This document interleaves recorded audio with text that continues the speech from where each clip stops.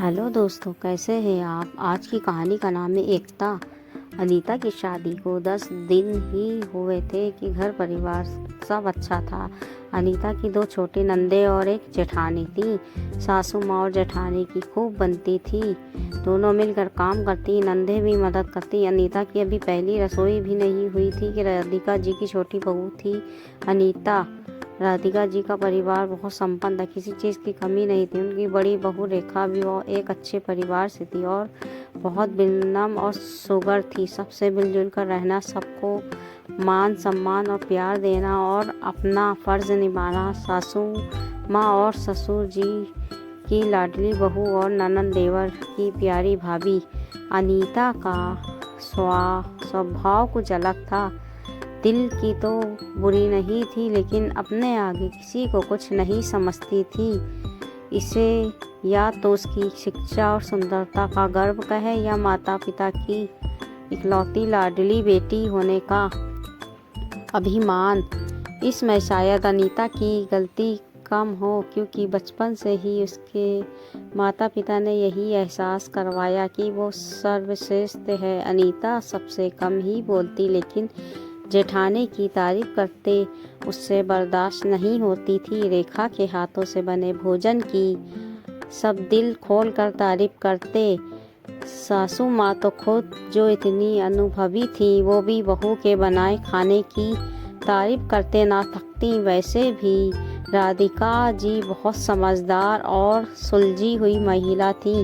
घर परिवार को कैसे जोड़ कर रखना है वो सब जानती थी। अनीता से तो ससुराल वालों ने पूरा 1 महीना कोई काम नहीं करवाया। महीने बाद राधिका जी ने अनीता की पहली रसोई की रस्म करवाई। राधिका जी ने कहा, अनीता बेटा, सब रिश्तेदार आएंगे, बड़ी बहू तुम्हारी मदद कर देगी और तुम्हारी नंदे भी तुम्हारा साथ देंगी। तो अनीता बोली, माँ जी, मैं सब खुद कर लूँगी। जिसे देखो सब भाभी की तारीफ करते रहते हैं। मुझे भी सब कुछ आता है, मैं भी अच्छा खाना बना सकती हूँ। आप बता दीजिए, मैं सब कर लूँगी। राधिका जी बोली, बेटा, मैं जानती हूँ तुम अकेले सब कर सकती हो, लेकिन जो आनंद मिलजुल कर काम करने में है वो अकेले में नहीं।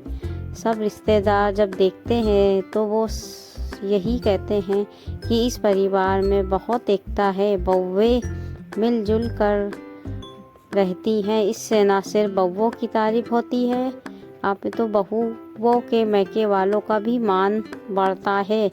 देवरानी जेठानी बेशक अलग अलग घरों से आती हैं, लेकिन रहती तो एक ही घर में हैं। इसलिए एक दूसरे के गुण देखो और एक साथ मिलकर रहने की आदत डालो।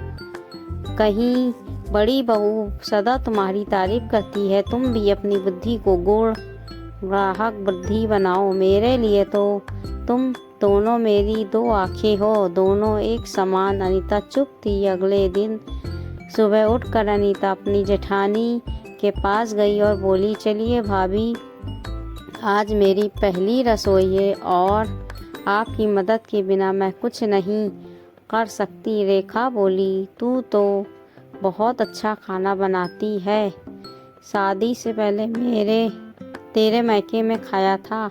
अनीता बोली, लेकिन पूरे परिवार के लिए कितना बनाना है, क्या बनाना है, ये सब तो आप ही जानती हो। आपको तो अनुभव है, मैं तो अभी छोटी हूँ और नादान हूँ, लेकिन माँ जी के समझाने से समझ गई हूँ। दोनों मिलजुल कर करेंगे तो मज़ा आएगा और सीखने को भी मिलेगा। तो रेखा मुस्कुराते हुए वो बोली, ज़रूर मिलकर काम करेंगे और मिलकर रहेंगे।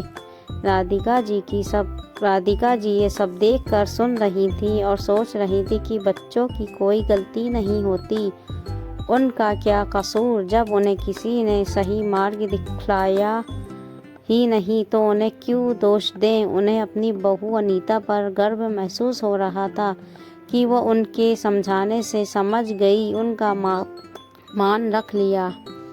ये कहानी आपको कैसी लगी? अच्छी लगी हो तो लाइक करें, सब्सक्राइब करें। मिलते हैं अगली कहानी के साथ। जब तक कि अपना ख्याल रखिए, दुआओं में याद रखिए। अल्लाह हाफिज़।